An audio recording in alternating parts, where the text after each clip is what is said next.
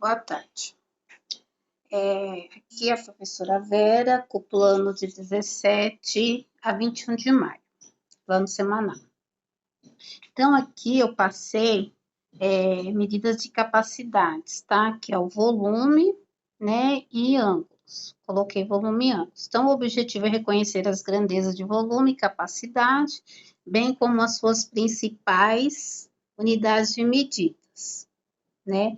Estabelecendo a sutil diferença entre duas grandezas.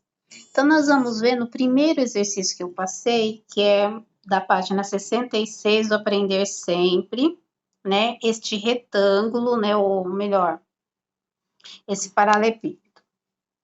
Em uma granja, um reservatório tem a forma de um paralelepípedo e suas dimensões são 5 metros, 4 metros e 3 metros. Quantos litros de água podem ser armazenados nesse reservatório? Então, ó, eu dei a dimensão, né, do paralelepípedo em metros e quero a capacidade dele, quantos litros de água cabe dentro dele.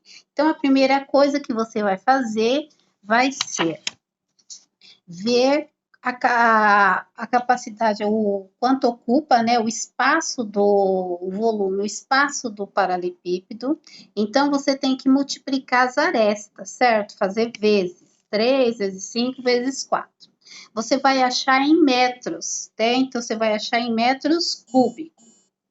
Lembrando que eu quero litros de água. A água tem um volume, 1 metro equivale, 1 metro cúbico equivale a 1.000 litros. Então, achando a capacidade, né, o volume do paralelepípedo, você vai calcular a capacidade em litros de água, tá? Então, aí vai duas operações, tá? Então, você acha primeiro o volume e depois a capacidade que esse recipiente, esse paralelepípedo, comporta de litros de água. Problema 1, tá? Então, nesse caso aqui, já está em metros, né? No problema 7, em uma granja, há vários tamanhos de aquário.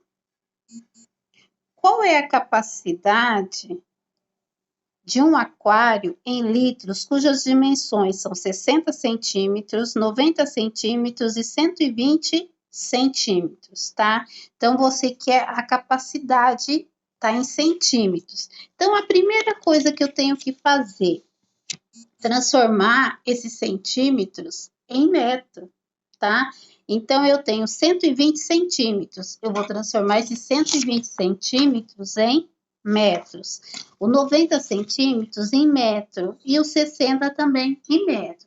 Nesse caso, como está em centímetro, né, e nós estamos andando para a esquerda, eu vou dividir o 120, né, e vai andar uma casa, tá centímetros, né, eu vou dividir eles. Aí, depois que eu fizer essa divisão, eu vou pegar e vou lembrar que 1 metro cúbico de litros, né, no volume, ele representa 1.000 litros, tá? Então, ó, eu penso aí, 1 metro cúbico é igual a 1.000 litros de água, de refrigerante, de qualquer coisa assim, tá? Que é líquido.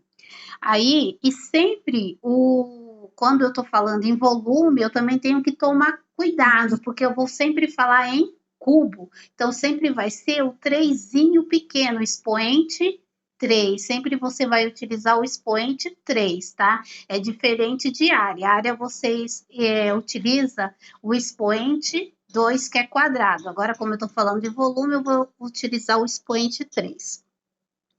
Aí eu falei que vocês vão dividir o centímetro, 120 centímetros, você vai transformar em metro. Então, você vai pegar 120, se você vai andar 2 casas para a esquerda, então, ó, 10 vezes 10, 100. Você vai dividir 120 por 100, tá? Prestem bem atenção nesses detalhes, que a gente vai passando aos pouquinhos, mas vocês já viram essa parte de transformação desde o ano passado. Então, terceira parte, primeiro você vai pegar os centímetros, transformar em metro, depois que você transformar em metro, você vai multiplicar cada valor um pelo outro, né? O 120, o 90, os 60. Aí, depois que você fez isso, aí você vai transformar o resultado que você pegou em litros. Então, você prestem bem atenção. Você transformou, fez a multiplicação e depois você vai multiplicar em litros. 1 metro cúbico é igual a 1000 litros. Aí você vai saber quantos litros cabem esse novo aquário que a gente está pedindo. Eu quero em litros. Quantos litros vai caber no aquário, né? A capacidade desse aquário. Na questão da página 71, que é a questão 5, hora de produzir. Desenhe um papel quadriculado, os ângulos indicados com suas respectivas aberturas a seguir.